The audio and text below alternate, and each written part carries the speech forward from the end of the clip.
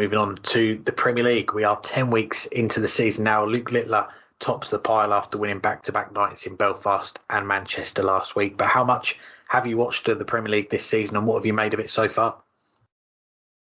How much have I watched? Not really all that much. I did like the first 5 weeks catch a little bit, but I have not even tuned in the last few weeks, and I think that sums up where the Premier League is at right now for darts fans. That's not to say it's a problem, because the Premier League isn't necessarily for darts fans. It's for the wider public. It's for people who otherwise might not really be watching darts. It's certainly not, especially for the people who are subscribing to PDC TV and watching the Pro Tours during a Monday or Tuesday, or watching the Euro Tours on the weekend.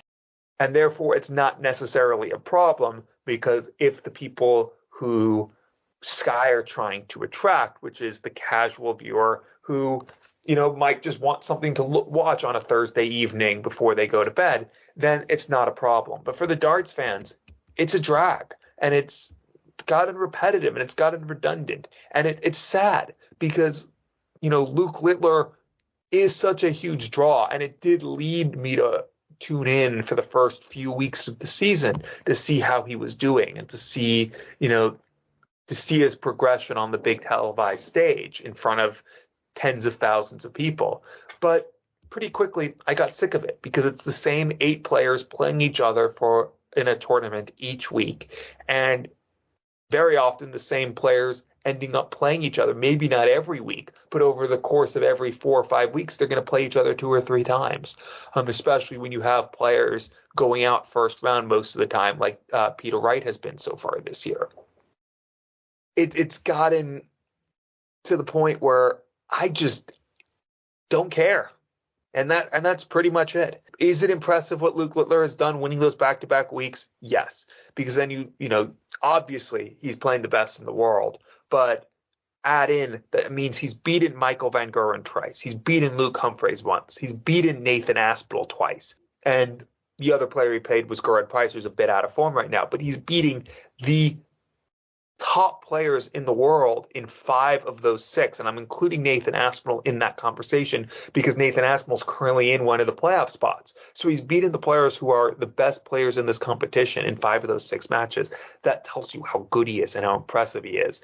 But beyond that, I didn't feel the need to actually watch it. So I don't know what to make about it, make about the season, because I haven't been watching, and I don't think anything's going to make me go out of my way to watch, at least before the playoffs. Maybe the final week, if there's a race to determine who makes the playoffs, I'll tune back in. But until then, I'm done with Premier League season 2024. And I hope that either this is working for the PDC and for Sky, for the audience they're trying to get, or if it's not, or if it's making no difference, that they revert back to the old format or think of something new, because I'd like to watch the Premier League again, but not in this format.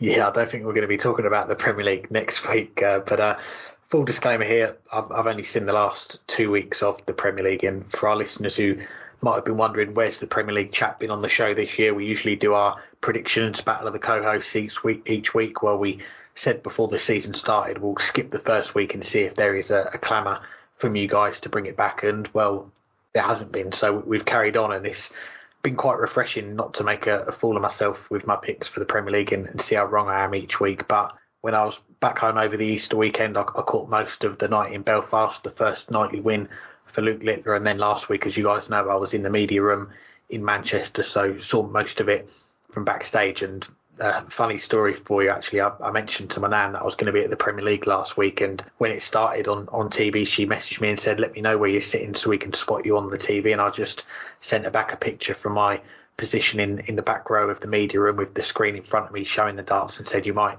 struggle to find me on the TV, but yeah, it was nice to be involved at one of these Premier League nights. I was trying to think back the last one I've been to, and it was, I want to say, Aberdeen 2020, just before the lockdown. So it's been a few years now, and I saw firsthand last week that increase in media attention. These events go back 4 years, it was much quieter, and it is good to see that interest in the game has picked up. We're seeing more people from the press attending these events, covering them, and long may it continue. And actually, the chat that I had with Matt Porter, he was a busy man that night. He spoke with, I think it was the BBC local radio in Manchester before chatting with me, and then he had another interview after that. So again, you're seeing the boss man of the PDC. He's in high demand for interviews, as are the players as well. And as for the action itself, Luke Littler out top of the table after back-to-back night wins. It looks to be a two-horse race between the two Lukes for that top spot, just 1 point between them.